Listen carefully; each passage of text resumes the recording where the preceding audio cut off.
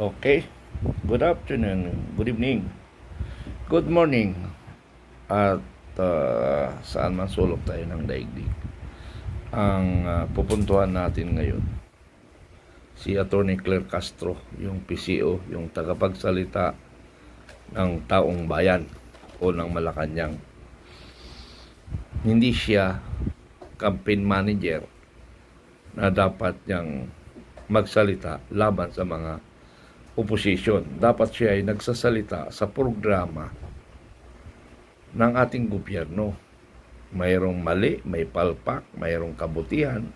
Yun ang focus niya. Hindi siya campaign manager para kalabanin ang opposition. Mukhang namamali na itong abogado na ito eh. Actually, itong abogado na ito ay may kakilala ako na inabugodahan niya. Wala, talo sila sa kaso. Sabi nga ni Professor Malotikia, kung daw ito, anong tawag doon? Butangira. So, pakinggan nyo na lang yung komento ni Professor Malotikia. So, pabor ako dito. Tama nga naman na dapat ay nagsasalita siya para sa bayan, hindi para sa eleksyon. Parang mali. Kaya nga napapansin ko nga ang lahat na lang mukhang bibig ng nasa gobyerno, mga Duterte lagi ang kalaban nila. Ay, hindi ko maintindihan Bakit puro Duterte na lang ang iniisip nila? Dahil hindi sila mananalo sa eleksyon kung andiyan yung Duterte, ganun ba yun? So, pakinggan natin yung mensahe ng Butangira na tagapagsalita ng gobyerno. Ito yun. Sandali lang ha. Wait for a minute. Ito.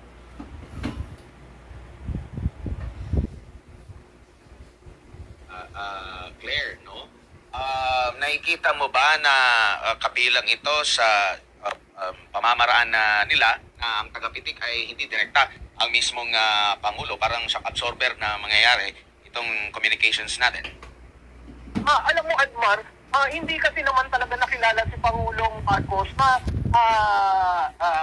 bastos magsalita. No?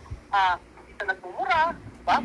Katulad ni Duterte, yun ang combination. Pero makikita mo na nung sumagot si Presidente Duterte nung kanilang kick-off rally, hindi na niya sinagot Sinabi niya, kung gusto niyo dun sa kabila, dun kayo. Pero kung gusto niyo sa amin, ito ang aming mga plataforma, dito kayo. Yun ang esensya ng demokrasya. Since hindi tayo nasanay sa isang Marcos na butangero, nangyari yan nung unang araw ng kampanya. Butangero siya. Sumunod, pangatlo, butangero siya. Tapos siguro may nagkuha na, hindi mo naman yan, you are not known to be such. Kaya ang mga tao nagulat, bakit siya ganun? Ano nangyari? Tapos nagkaroon siya na ngayon ng tagapagsalita na ganun din. Again, I will raise the issue. Si Yusek Castro tumatayo sa entablado ng gobyerno. Philippine Communications Office, PCO. Undersecretary ka. Uy. Bakit ito? Madali lang ha.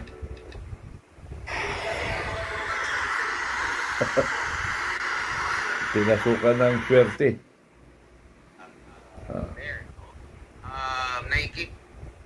Hindi sinasabi na, alam po nyo, kaya nung inauguran, ito ang plano niya. Walang ganon.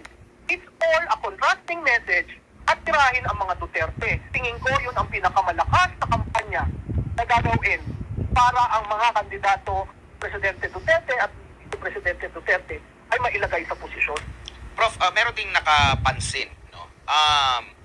Yung bagong communication official ng ating gobyerno, pag pinag-uusapan yung banat, no, sa mga Duterte, lalo sa mga kandidato nito, talagang masidhi siya, napaka-bold ng kanyang mga pahayag. Pero pag-uusang kasalukuyang mga polisiya, mga programa ng gobyerno, medyo yun yung nakita nilang parang pagkakaiba.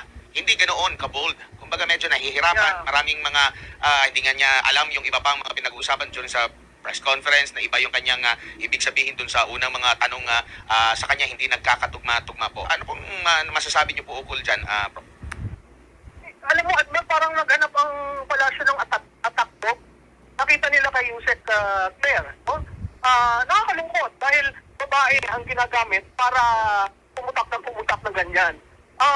Alam mo, ang dapat siguro tingnan niya, merong ilang kaso na nasa Korte Suprema na kailangan mapaliwanag sa taong bayan. Ang PhilHealth nagkaroon ng oral arguments pero wala siyang sinasabi. Kinumandaran ng sa GAA, yun kailangan nilang i-explain. So paano nila ipipivot yun? Si Duterte na naman ang may kasalanan? Kasi parang ang default na narrative na ginagawa ni Yusek Castro is blame it on Duterte. Everything, blame it on Duterte. Kaya ako, Admar, kung sinasabi, 3 taon na kung tapos si Presidente Duterte. Breast blood sugar without needles. It really hurts every day. Sorry medyo magalaw yung kamay ko. Claire, no? Init na salita, pero nagbibigay ka ng datos. Ang datos kasi cold dyan. Pag sinabi mo, 5% of GDP is used for infrastructure, that is very cold. Pero binibigyan mo ng datos ang publiko na ganun kalaki ang nai-invest para sa infrastructure. Wala akong nakirinig na datos sa kanya. Simula na siya yung nagsalita, wala akong naririnig na to share to the public. Alam mo, may ginawang maganda ang PhilHealth na extend ang coverage. Bakit hindi niya yung pinag-uusapan? Di ba? Maraming news na pwede mong pag-usapan, but she chose to use words that are very heated, words that are unbecoming because you are using the podium of the communication office. So it would appear as being part and parcel of presidential communication. So maling-mali yun. Kasi ang presidente ay hindi lamang leader ng bumoto sa kanya. Yes. Ang presidente ay leader rin ng mga hindi bumoto sa kanya. So pag ganyan ng ganyan ang iyong press officer, di ba na-alienate mo ang mga Pilipino? Pinag-away-away niya ang Pilipino. Ganon yun Paggamit niya ng maaanghang na salita, pagtukoy niya sa dating presidente, anong tawag mo doon? Hindi ba yung pagiging attack dog? Ngayon, kung ikaw ay nag-i-inform, di ba? On a daily basis, anong nangyari sa presyo sa toll? Anong nangyari sa presyo ng elektrisidad? Di ba, yun ang tal. Sabihan mo, at ano ba ang programa ng administrasyon? May sinabi na ipa-privatize ang bus lane. Ano ba ang programa doon? May sinabi na magkakaroon ng yung sa Maharlika Fund na kumuha ng pondo para sa isang mining company. Ano ba ang information doon? Diba, kanina nakinig ako sa inyo ni Dr. Bato. Diba dapat ini-explain niya rin yun? Ano ba nangyari talaga sa Goldstein? Yun ang information. Yun ang press officer. Kasi isusulat yun, hindi yung batikos. Kaya makikita mo, iterative ang nangyayari. Yung sinabi niya na maanghang at bastos is their lands in the mainstream media is being talked in social media. Is that a way of trying to create information so that the office of the president is heard in terms of problems and solutions? Alam mo, hindi ko alam kung siya ay communications person, pero napakahalaga nun. Kasi yung sender at receiver sa maingay na panahon ng kampanya ay lalong gumugulo dahil sa kanya.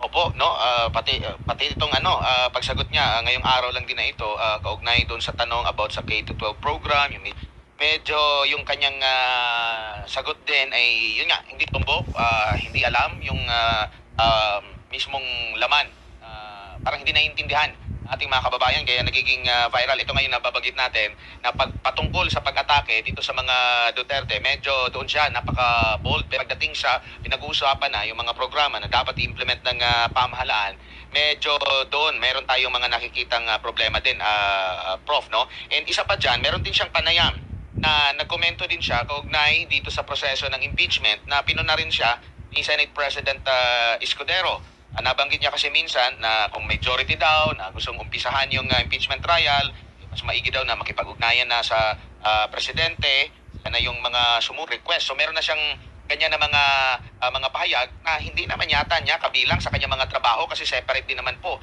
yung kanyang personal na opinion sa kanyang trabaho. At nabanggit nga ni Senate President Escudero na patawarin na lang siya. Bago lang siya at baka excited. Nakaligtaan lang siguro niya na tagapagsalita ng Pangulo. Duda ako na yung mga sinabi niyang ilan ay galing mismo sa Pangulo. At sinagot naman niya ito ngayong araw na ito, March 3. Sabi niya kahit hindi pa po tayo nagkakasala, at hindi ko pa po alam kung ano yung nagawa nating mali ay patatawarin na niya tayo. Aminado po ako, excited ako every second of my life dahil mayroon po tayong task or obligasyon na dapat gawin para sa taong bayan at para sa bansa, Prof. Alam mo, Admar, sa tingin ko yung mga komento niya, mataas sa pay grade niya. Una. Pangalawa, paano na lang kung yung ibang cabinet secretary ay hindi nag-agree sa sinasabi niya? Pangatlo, lalong palubog ng palubog ang ating Pangulo. Kung meron kang ganitong spokesperson, sa tingin ko, this is bad governance. Napakahirap i-explain ang proban ng bawat Pangulo, ng bawat administrasyon. Kailangan maging kalmado ka, kailangan maging precise ka, kailangan na pag-aralan mo. Kaya ako nga sinasabing atakdog siya eh. Kasi, sige, yan ang pinabili ng suka. Na walang gawin kundi kumuda ng kumuda na hindi nag-aaral. Sayang yun. Kasi babalik ulit tayo dun sa kahit ka ng Presidential Communication Office. Presidential. So, you should at least be... Ngayon, kung ang role mo ay umatake ng umatake, hindi ilipat ka as spokesperson sa campaign team. Huwag sa Office of the President. Bigyan natin ng kahalagahan ng Office of the President. Kasi meron diyang institusyon at meron diyang presidente. Ngayon, kung ikaw ay ganyan at ikaw ay kinuha para bumanat ng bumanat, sa tingin ko dapat hindi ka nasa Presidential Communication Office. Kasi ang taong bayan, tuwi siyang bubukan ng bibig. Ang iniisip, si Pangulo, ganito magsalita. Pangalawa, parang hindi naman ganyan si Pangulo. Pangatlo, tumiwanag ba ang gustong sabihin ni Pangulo? So sino ang lumulubog tuwing si Undersecretary Castro ay nagsasalita? Kasi atita mo yung sinabi ni Senate President, no? Excited. Which means you have to calm your nerves and study. You cannot just be blubbering and hitting everyone. Because definitely for this administration to sing. Example lang po, ma'am, basahin ko lang yung transcript, ma'am. Dito sa kasi ito tinatanong na yung patungkol sa magiging programa ng ating pamahalaan. Sabi dito ng taga Philstar, sabi niya, follow up lang po, yung K-12 program, may media literacy program and may politics and governance program. But some people don't know, some people don't even know the basic functions of government agency. So, do you think that's a reflection on the effectiveness of these types of education programs? At sabi naman ni Yusek Castro rito, sa mga nangyayari po kasi, minsan ang mga nangyayari sa paligid ay hindi po minsan concern ng iba. May mga ordinaryong tao na hindi nila concern yung mga nangyayari sa paligid natin. Mas preferred nila na manood ng mga katatawanan, even that will make them happy. That will make them smile. So itong mga nangyayari po sa paligid natin, siguro po talaga mas maganda, makasama rin po ito sa pag-aaral ng mga estudyante para maging aware din po sila kung ano ba talaga yung parte ng history or parte ng nangyayari sa atin sa current events po, Prof. Malu.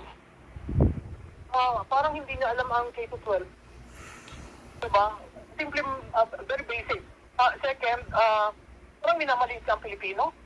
Ang Pilipino, ang gusto lang yung mga ganyan at walang concern sa mga nangyayari. Hindi ba concern yung presyo ng bigas? Hindi ba concern yung presyo ng uyas, bawang, kamatis? Diba? Hindi ba presyo, concern ng mga Pilipino yung kanilang kalusugan? So, sa tingin ko yung worldview ni Yusek Castro ay napakaliit na ang tingin niya sa mga ordinaryong mamamayan ay pangkon lang kayo, pang entertainment. Maling-mali naman po yun. Prof, siguro bilang panghuli, dahil labanan ng mga impormasyon at sa huli ang taong bayan po ang magtitimbang po talaga dito. Payo na lang po sa ating mga kababayan, lalo sa kasalukuyan, tuloy-tuloy pa rin po yung kanilang pagsasala sa kung sino ba yung ihahalan nila at pagkakatiwalaan nila Pilipinas. Okay, Admar. Okay, maraming salamat Maraming salamat doon sa pakikinig ninyo. Pinost ko lang 'yon dahil Si Malotikia ay isa yan sa magaling na professor. Tinitingnan niya ang nangyayari sa ating bansa. At ang ating spokesperson ng PCO ng Malacanang ay parang lumalabas siya isang campaign manager. So, parang hindi na bias ang laban ng gobyerno. Pero, hindi ba kayo nagtataka puro Duterte na lang bibig nila? Hindi na lang sila kaya mag-uusap ng ekonomiya at saka security at saka yung pangyayari sa bansa. Bakit puro Duterte na? Duterte investigation, Duterte lahat. So, very obvious, takot sila kay Duterte na hindi sila magtatagumpay sa kanilang mga maitim na balak. Okay, yun lang. Gusto ko lang parating sa inyo at ito lang muna aking mga pinaparating dahil marami tayong ipaparating sa inyo in regards to nangyayari sa bansa, yung Taiwan, at ano ang kalagayan natin, at ano ang politika, may magagawa ba sila kung manalo ang grupo ni Pangulong Duterte, may kakayahan ba sila banggay ng gobyerno. Yun, ipapaliwanag natin sa susunod. Maraming salamat.